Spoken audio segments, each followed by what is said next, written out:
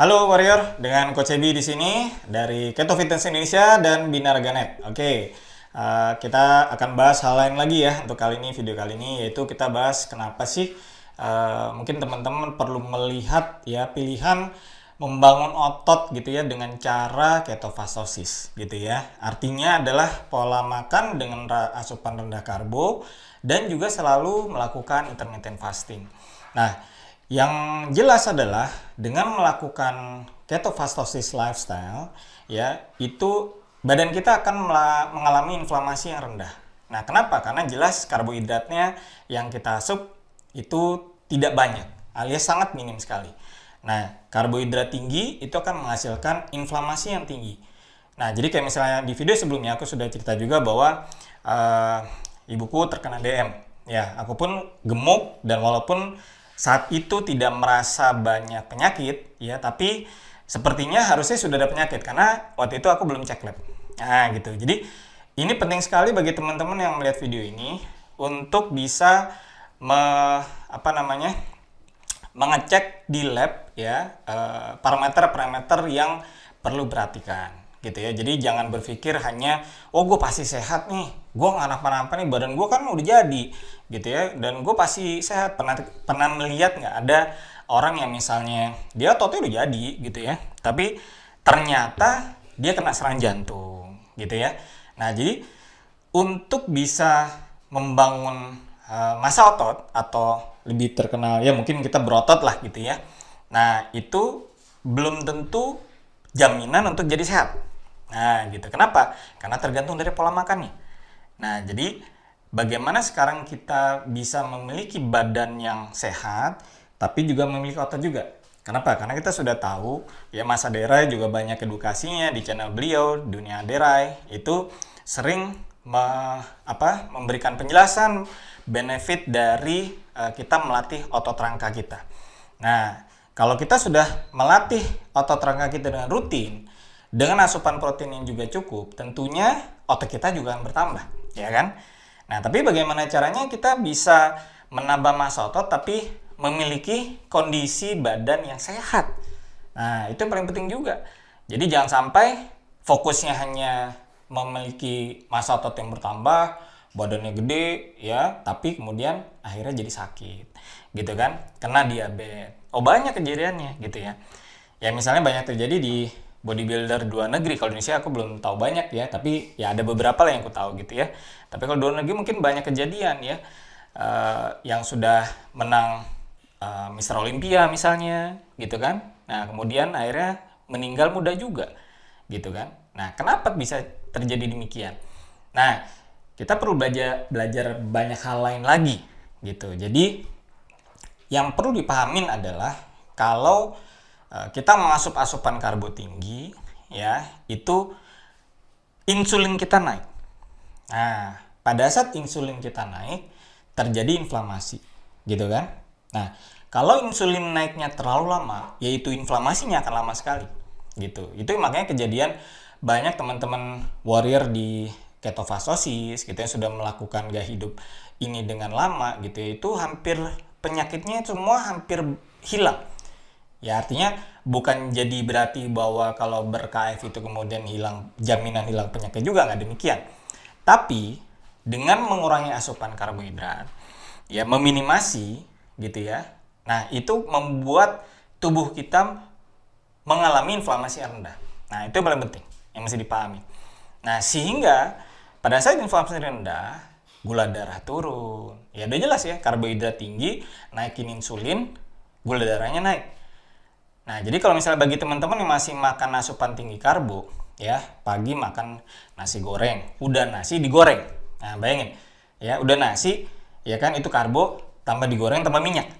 Ya kan? Jadi, karbo dan lemak, itu jadi satu. Dua-duanya adalah sumber tenaga. Nah, makanya kenapa di sini banyak orang kena penyakitan, yaitu karena dua hal ini, itu dua-duanya tinggi. Nah, ini salah satu harus dikalahkan, gitu ya. Nah, dari sisi ini sekarang yang aku bicara adalah bagaimana menggunakan tenaga keton gitu ya dari lemak sebagai alternatif sumber tenaga kita ya, bukan dengan tenaga gula lagi. Nah, jadi benefit-benefit ini yang akan banyak aku sharing di video-video sekarang ataupun berikutnya, agar bisa teman-teman lebih memahami lagi konsepnya. Ya mungkin kalau dulu pemahamannya adalah keto itu adalah ketoasidosis, ya kemudian keto itu berbahaya dan sebagainya. Tanyalah kepada pelakunya. Nah, jangan tanya kepada orang yang gagal. Ya, ini kan sebenarnya konsep yang umum ya, gitu. Jadi artinya kalau kita mau berhasil, kita tanya kepada orang yang memang berhasil di bidang tersebut, betul nggak? Ya kan? Kita nggak boleh tanya kepada orang yang memang gagal di bidang tersebut, gitu. Kalau kita mau contoh, misalnya mau bikin roti yang bagus misalnya, tentu aja kita harus belajar dari pembuat roti yang bagus, ya supaya rotinya nggak bantet, betul nggak?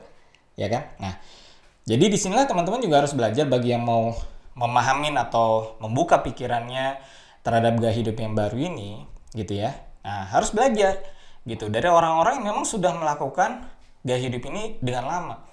Terutama contohnya misalnya Mas Tio Prasetyo, ya sebagai founder dari KF yang sudah melakukan gaya hidup ini lebih dari 10 tahun, gitu. Badannya sehat, ototnya jadi, ya kan? Rendah inflamasi, wah keren banget, gitu. Nah, itu yang kita inginkan. Dan hasil lab semuanya terbukti, gitu. Nah, jadi ini yang kembali lagi bahwa bagi teman-teman yang masih berpikir wah keto ini bahaya dan sebagainya, yuk kita ibaratnya kalau masih pasang helm dibuka dulu helmnya, gitu ya. Helmnya dibuka dulu, taruh, ya belajar lagi, gitu. Ada ilmu baru lagi, gitu ya. Dan sekarang ketofastosis ini sudah diikuti oleh ratusan ya tenaga kesehatan seluruh Indonesia, ya mulai dari dokter, bidan, perawat, ya yang mereka berhadapan langsung di lapangan dengan masyarakat umum yang banyak kena penyakit. Nah, gitu. Jadi mereka sendiri sudah tahu. Para dokter ini dari dulu mereka juga bingung memberikan terapi, memberikan obat, tapi ibaratnya tidak memberikan solusi yang sebenarnya.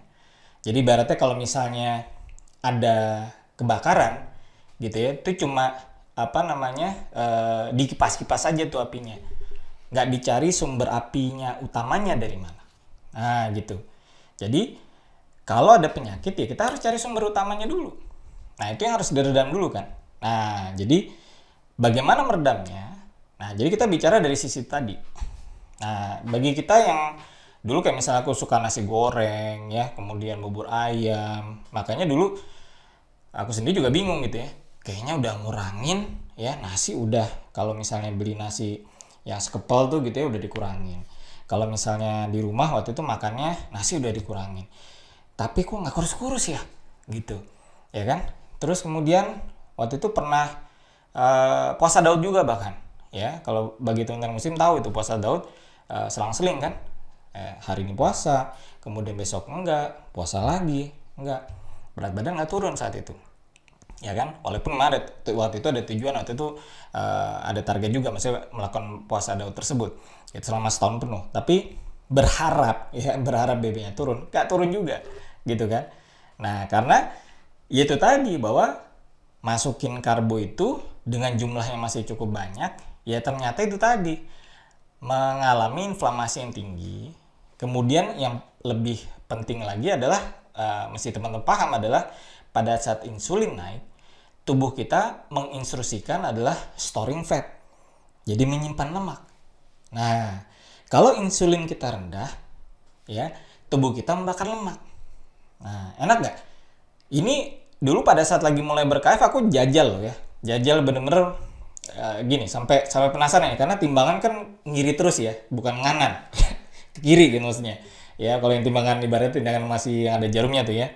Nah jadi ini jarum udah kiri terus gitu kan. Sampai ada satu malam, mungkin kalau salah 2, bahkan hampir 3-4 malam ya, aku beli sate kambing ya, sate kambing nih. Itu siap malam 3-4 malam berturut-turut kayaknya waktu itu ya. Aku makan terus menjelang tidur ya. Jadi makannya tuh setengah 8, jam 8 lah menjelang tidur ya kan. Bayangin 20 tusuk, 30 tusuk. Nggak pakai lontong tentunya, nggak ada kecap juga tentunya, ya kan? Nah, tapi besoknya timbangannya ngiri lagi. Gila nggak? Gitu. Yang kalau dulu pakai lontong, gitu kan? Lontongnya juga banyak, pakai nasi pula, gitu ya. Kita makan, timbangannya mungkin ke kanan, gitu. Ini ke kiri terus. Wih, jadi waktu itu ini luar biasa ya. Makan sesuatu, tapi dalam posisi obesitas ya. Jadi posisi obesitas itu adalah pada saat lagi mulai proses lipolisisnya lagi terjadi banyak. Pembukaan lemaknya itu tadi dibongkar semua, gitu. Karena inflamasinya sudah rendah, insulinnya rendah itu, gitu ya. Itu membuat cadangan-cadangan lemaknya dibongkar istilahnya. Singkatnya begitu. Nah, sehingga pada saat itu tadi makan sate kambing ya, kok bisa ya besoknya turun. Itu dulu inget banget tuh. Kalau dulu kan jargonnya adalah jangan makan sebelum tidur. Nah, bener nggak? Ya, kalau di KF ini terbalik, gitu. Kalau teman-teman sudah sudah melakukan KF lifestyle ini, ya makan sebelum tidur itu justru malah bagus. Nah, lucu gak gitu ya? Dan tidak akan bikin gemuk. Nah, itu udah terjadi sama sekarang juga. Gitu. Kita mau naikin BB nih, gitu ya, mau naikin BB. Ya, untuk naikin BB-nya secara lemak udah hampir bisa jarang terjadi gitu. Kenapa? Karena insulinnya rendah. Jadi mau makan sebanyak apapun, sebelum tidur, jam 7:30, misal jam 8 pula, besoknya ya nggak akan naik BB-nya.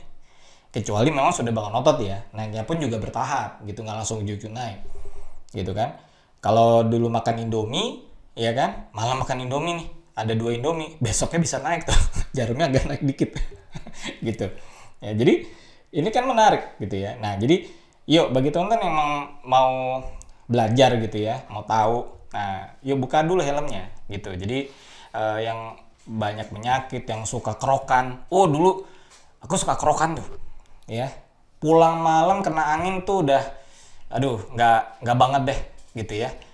Ada satu merek obat cair lah gitu ya, yang kalau diminum kalau masuk angin, nah itu selalu diminum.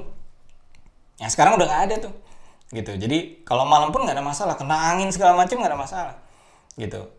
Kenapa? Itu tadi. Jadi bukan berarti itu jadi Superman, bukan. Kenapa? Karena inflamasi sudah rendah. Nah, pada saat inflamasi sudah rendah, tubuh menjadi lebih sehat, daya tahan dan imunitas menjadi kuat. Nah, sehingga gangguan-gangguan yang tadi, yang zaman dulu tuh sering dirasakan ya, kerokan lah, masuk angin lah. Ini paling terjadi di aku ya, gitu. Atau teman-teman yang lain kena asam lambung, ya kan? Kemudian asam urat, ya, kemudian hipertensi, diabetes, dan lain sebagainya, banyak sekali. Ya itu hampir semuanya bisa hilang, gitu. Loh kemana? Gitu kok bisa hilang? Itu tadi kuncinya karena insulin rendah, inflamasi jadi rendah. Nah, sehingga badan kita jadi lebih sehat. Nah, jadi sekarang gimana bagi teman-teman yang mungkin teman-teman khususnya teman-teman fitness ya, yang udah nge-gym ya, yang masih makan nasi dan sebagainya. Ada banyak yang udah, coach kayaknya menarik nih, gimana sih kalau misalnya saya pengen ikutin nih gaya hidupnya? Boleh, tapi yang penting niat dulu gitu. Nah, kemudian ada proses adaptasinya. Ya, adaptasi ini memang harus belajar gitu. Jadi nggak serta-merta tahu-tahu tubuh kita langsung bisa menggunakan keton itu langsung semuanya, enggak. Karena kan sudah puluhan tahun makan karbonya. Sudah puluhan tahun inflamasinya di badan tinggi terus, gitu kan. Nah, untuk bisa mengajari badan kita menggunakan tenaga keton, perlu adaptasi namanya. Nah, berapa lama adaptasi ini? Ya kurang lebih 2-4 minggu biasanya. Nah, bagi teman-teman yang sudah nge-gym, ya, sudah latihan beban, biasanya akan mengalami ya kayak kalau ngangkatnya itu jadi nggak kuat. Nah, jadi makanya dalam proses adaptasi ini bukan berarti nggak cocok ya. Nah, gitu. Karena ada namanya proses adaptasi. Nah, jadi mainnya di high rep saja sama low weight gitu. Jadi bebannya dikurangin, ya, mainnya repetisi tinggi aja, mungkin 15-20 per setnya dengan bebannya dikurangin. Kenapa? Karena tubuh lagi belajar gitu. Tubuh lagi belajar menggunakan keton ini di seluruh sel-sel tubuh kita. Nah, jadi nantinya semua sel di tubuh kita itu akan bisa menggunakan keton gitu. Nah, tapi harus diajarin gitu ya. Nah, jadi ini yang harus teman-teman harus bersabar. Nah, jadi banyak anak-anak gym itu sudah mencoba lah gitu, mencoba. Gue udah pernah tuh gue nyoba diet keto segala macam. Waduh, gila men. Angkatan gue jadi drop banget segala macam. Ya, itu kalau aku cuma bisa bilang itu adalah proses adaptasi. Gitu ya. Nah, walaupun memang jujur kalau misalnya dengan tenaga karbo pasti lebih kuat. Bisa. Tapi sekarang kalau aku kasih analogi bahwa contohnya misalnya aku di deadlift ya misalnya gitu. Nah, deadlift untuk sumo udah bisa 1RM-nya udah 170 kilo, ya kan? BB 70, tapi waktu 170 BB-nya 69 lah, ya, 69. Jadi kan udah lumayan, gitu kan? Dari secara BB-nya, gitu. Maksudnya dengan berat yang bisa diangkat. Dan itu kondisi fasting juga belum makan, gitu ya. Jadi kalau misalnya pandangannya adalah harus makan dulu jadi kuat, ya kok bisa tuh? Aku bisa lakukan hampir rata-rata aku dan Mas Tio Prasetyo ya founder KF-nya sendiri itu juga nge-gym. Itu kita selalu workout itu dalam kondisi belum makan loh, gitu. Bahkan seringnya kondisinya kalau masih biasa pagi latihannya, kalau aku biasa kadang-kadang seringnya siang menjelang sore, bahkan kondisi makan bisa 19 sampai 20 jam belum makan, gitu. Loh kok bisa kuat? Kok bisa juga gitu ya? Kok nggak pingsan, ya kan? Nah, itu yang dinamakan tenaga keton itu sudah digunakan di otak steady 24 jam. Nah, jadi kalau otak kita sudah punya energi yang konstan, tidak perlu makan dulu untuk jadi kuat, maka itu semua bisa digunakan kapan saja gitu loh. Ya kan? Kalau kita berpikirnya adalah, wah gue harus makan dulu nih supaya nanti gue angkatan gue bisa gede. Nah, itu mindset yang dulu gitu. Nah, sekarang ini kalau mau belajar lo ya. Ya, kalau mau tetap dengan persepsi yang lama ya nggak ada masalah juga gitu kan. Nah, tapi kalau misalnya mau belajar dengan tenaga yang baru ini, nah harus mulai belajar adaptasinya gitu. Nah, adaptasinya ini tadi yang biasanya kalau anak gym gitu kadang-kadang nggak sabar gitu. Ya kan, aduh gue nggak bisa deh, udah gue nggak cocok ini segala macamnya. Which is fine, itu kan semua pilihan aja, nggak ada masalah gitu. Tapi kalau bagi teman-teman anak fitness khususnya yang nge-gym dan punya banyak masalah penyakit, ya merasakan badannya nggak enak, ya misalnya itu tadi, ini kemarin baru kenal sama temen anak gym gitu ya. Waduh, gue nggak bisa nih, dia kerokan gitu. Tuh ngapain sih kerokan? Waduh, gue nggak bisa mas, kalau misalnya anginnya kenceng. Waduh, kalau kenceng gue udah pasti ini deh, nggak enak lah badan gue gini-gini mas, dia bilang gitu kan, gitu. Ya kalau aku sih cuma berpikir itu kayak aku dulu gitu. Sekarang mau kena angin kenceng kayak segala macam nggak ada masalah gitu. Kenapa? Bukan jadi Superman, bukan loh. Ya, jadi jangan salah paham juga teman-teman. Tapi yang terjadi adalah imun kita tuh jadi kuat, gitu. Inflamasinya rendah. Nah, itu yang terjadi.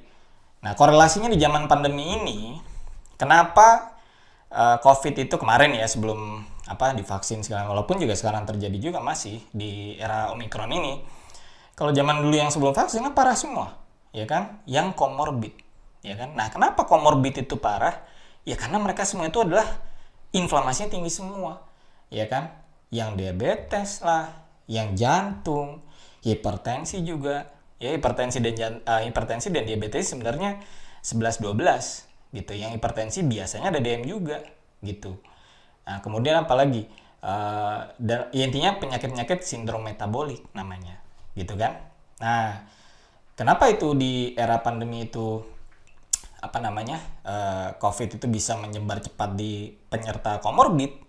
Ya karena ibaratnya virus COVID itu bisa bereplikasi dengan cepat dengan bahan bakarnya gula gitu. Nah, jadi kalau misalnya itu COVID, nih kita bicara sebelum vaksin ya, karena teman-teman sekarang tentu saja udah banyak divaksin, antibodi mungkin sudah ada dan sebagainya, responnya mungkin berbeda gitu ya. Tapi zaman dulu nih, apalagi Delta gitu, mungkin yang sempat berasa kena gitu ya, aku juga kena. Tapi alhamdulillah responku, badanku cepet gitu. Ya kalau belajar ya saat itu juga karena inflamasi sudah rendah, ya kan. Kemudian juga aku sudah latihan beban, yang ternyata otot itu juga melindungi juga gitu. Nah, itu kelebihan kalau kita latihan beban dan sudah mulai memiliki otot gitu ya. Nah, jadi balik lagi, kenapa sih perlu untuk melihat ketofastosis ini sebagai gaya hidup gitu, yaitu tadi mau nggak punya badan yang ibaratnya minim penyakit lah gitu ya. Kok bisa? Caranya gimana? Buktinya gimana? Ya cek laboratorium yang tadi yang aku bilang gitu. Di laboratorium kan parameter kelihatan semua.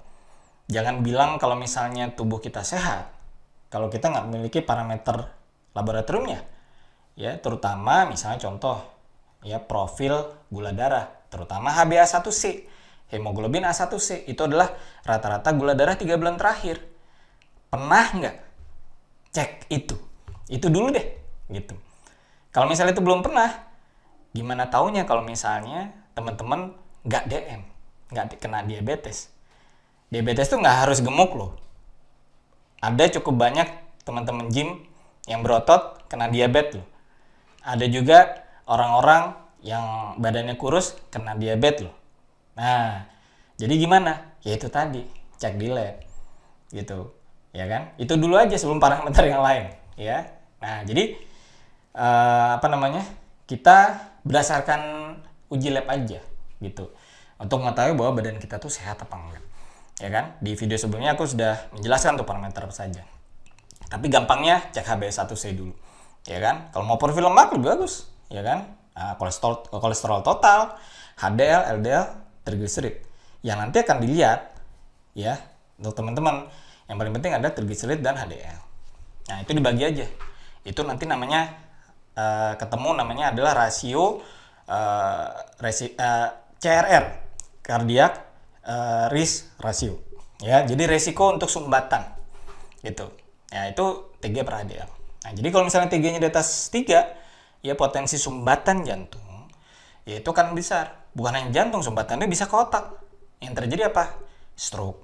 Gitu kan? Nah, dan itu penyakit yang ya kalau memang itu dibiarkan tinggi terus, ya akan bisa terjadi seperti bom meledak sewaktu-waktu. Gitu kan? Nah, jadi intinya kembali lagi yuk, bagaimana melihat gaya hidup ini sebagai pilihan alternatif ya, terutama teman-teman yang nge-gym, yang anak-anak yang masih karbo segala macem gitu ya, yang apalagi masih obesitas ya kan. Banyak nih teman-teman yang di tempat gym ya, yang aku lihat badannya gede ya. Ini nih asumsi yang aku dulu berpikir juga adalah oh gue pengen ngurusin badan nih, nge-gym dulu, betul nggak ya kan. Banyak tuh, wah gue nge-gym dulu nih ya kan, nge-gym wah udah sehari bisa sejam, segala seminggu bisa 4 kali segala macam. Kok nggak turun-turun ya bro gitu ya. Ya nggak turun-turun lah, habis lo nge-gym makannya bubur ayam 2 mangkok kemudian nasi goreng, gimana bisa turun gitu ya kan. Insulinnya tinggi terus. Nah itu dulu aku nggak paham. Dulu aku pernah nyobain nggak turun-turun, frustasi sendiri kan gitu. Nah ini begitu udah nyobain nemenin ibuku waktu DM itu jarumku ngiringnya cepet banget, hanya dengan menyetop asupan semua bentuk asupan karbohidrat. Nah, jadi ini paradigma yang teman-teman harus belajar baru gitu loh, ya kan? Jadi bukan berarti nge-gym itu nggak bisa bikin kurus badan, bukan gitu maksudnya. Justru sekarang kalau dengan gaya hidup kayak ketofastosis lifestyle ini, gitu ya, yang mau nge-gym, yang mau bangun otot, itu justru enak banget. Kenapa? Karena kita bisa namanya lean bulking gitu. Nah kayak misalnya aku terjadi adalah dari 80 menjadi 62 kilo kan. Nah sekarang udah naik BB-nya di 70 kilo ya, 70, 69, steady rata-rata 70 lah gitu kan. Dengan naik massa otot lebih dari 9 kg naik massa ototnya gitu kan. Yang terjadi body fatnya juga nggak naik-naik gede amat ya. Body fat steady antara 14-15%. Ya memang belum di bawah 10% karena memang belum ada rencana untuk cutting gitu. Tapi itu body fat yang lumayan lah, maksudnya tidak terlalu tinggi juga, tapi sudah oke lah. Ototnya sudah kelihatan gitu kan, sudah muscularity-nya sudah terlihat gitu. Nah jadi dengan KF lifestyle ini lean bulking menjadi mudah gitu. Karena biasanya kalau misalnya orang yang karbo ya, istilah bulking itu kan menaikkan massa otot. Nah, tapi biasanya kalau misalnya secara kalori harus makan karbohidrat yang masih banyak, ya jadinya storing fat juga gitu. Ya kan, makanya kemudian harus dari bulking menjadi cutting gitu kan. Nah, jadi artinya kenaikan massa otot, kenaikan BB-nya ya itu terdiri dari dua. Ya, massa ototnya memang naik, tapi lemaknya juga naik dengan banyak. Nah, gitu. Kalau dengan ber-KF, yang terjadi adalah lean bulking. Gitu. Lean bulking itu gimana? Ya itu tadi. Naiknya lebih ke arah memang lean body mass-nya yang naik.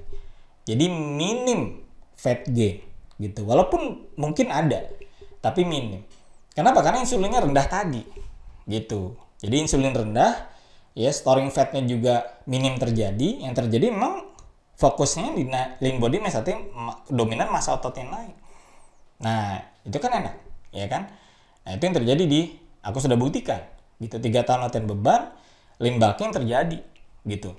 Jadi kalau misalnya masih ada yang berpikir, waduh, kalau misalnya keto nggak bisa tuh, naikin massa otot atau berotot di keto. Mohon maaf, salah besar.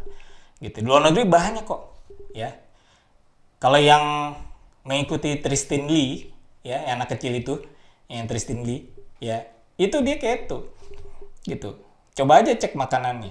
Ya, dia udah sering kasih lihat gitu. Dan banyak teman-teman gymnya yang baru gede-gede bingung gitu kan. Jadi lu nggak makan karbo gini segala macam, enggak gitu.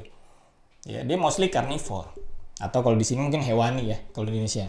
Nah, jadi balik lagi ya. Jadi balik lagi konsepnya adalah enaknya ber-KF dengan nge-gym atau bangun otot gitu ya di sini. Ya enaknya terjadi lean bulking. Gitu. Jadi nggak fat gain-nya nggak gede banget gitu kan. Nah, itu yang biasa kemarin banyak beberapa temen gym ya itu keluhannya, wah gue bulking nih, wah tapi fat gain gue gede banget, ya itu tadi karena insulinnya naiknya tinggi banget. Nah, sehingga storing fatnya juga banyak ya gitu. Ya, jadi mungkin di video ini sedikit penjelasan tentang lean bulking atau kenapa sih anak-anak fitness yang masih karbo perlu melihat KF lifestyle ini sebagai alternatif lah gitu. Ya kuncinya supaya bisa badan sehat. Ya badan sehat, kita punya otot, ya dimana kalau Mas Adere sudah jelaskan, ya, massa otot kita itu kita melatih otot rangka pun benefit manfaatnya juga sangat banyak, gitu kan? Nah jadi kombinasi ini sangat luar biasa. Oke, simak nanti penjelasan-penjelasan videoku berikutnya ya di channel ini. Sampai jumpa dengan Coach Ebi di sini. Di Bina Raganet, kami selalu percaya bahwa setiap orang pasti bisa memiliki tubuh yang ideal dan sehat. Dengan subscribe, like, dan share video ini, Anda turut membantu membangun Indonesia sehat dan kuat. Salam jelas fitness, saya JP.